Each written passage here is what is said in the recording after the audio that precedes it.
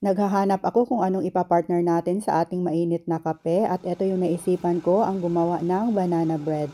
Napakasarap po to, parang nabili sa isang bake shop. Ayan, napakalambot at saka fluffy. Ayan, perfect yung ating pagkagawa. Ang sarap-sarap. Gusto mo rin bang malaman kung paano gawin to? Tara, let's start baking! Unang-una, meron tayong overripe banana.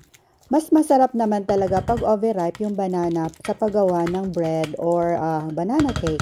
At pagkatapos nating na-mash itong banana ay iset aside muna natin. So dito sa isang bowl ay isi-sift muna natin itong ating all-purpose flour. Ayan po, about 2 cups of flour po yan. At idagdag na din itong konting asin, baking soda. Nilagyan din natin ng ground cinnamon at saka konting nutmeg. Paghaluin lang natin itong ating flour mixture. At dito naman sa malaking bowl, maglagay ng 2 tablespoons of butter. At saka 1/4 cup of canola oil or vegetable oil, pwede na din. At 1/2 cup of brown sugar. Then 1/2 cup of white sugar. And then, gamit itong ating hand mixer, paghalu-haluin lang natin.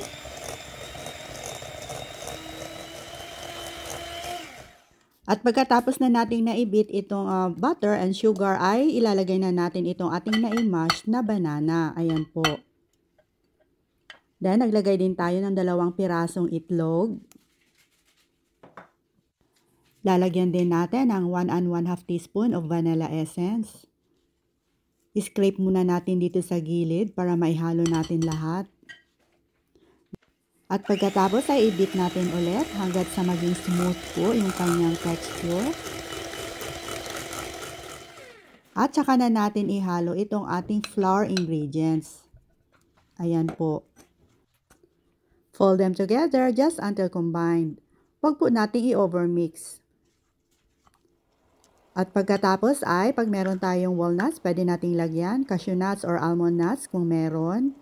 Pag wala, ay pwede naman pong wala. Optional lang po ito. And then dito sa ating na-grease na loaf pan, ilipat na natin itong ating butter. And then preheat nga pala ang oven ng about 350 degrees Fahrenheit. And then i-bake natin ng mga 1 oras. At pag okay na, ay pwede na nating hanguin at palamigin muna.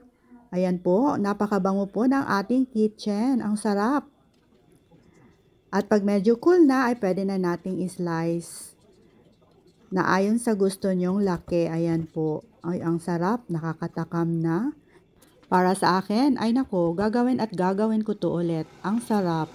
Perfect na to para sa ating kape mamaya. So, try nyo na din to mga mamshay at siguradong magugustuhan ng inyong buong pamilya. Tara, magkape na po tayo. Maraming salamat!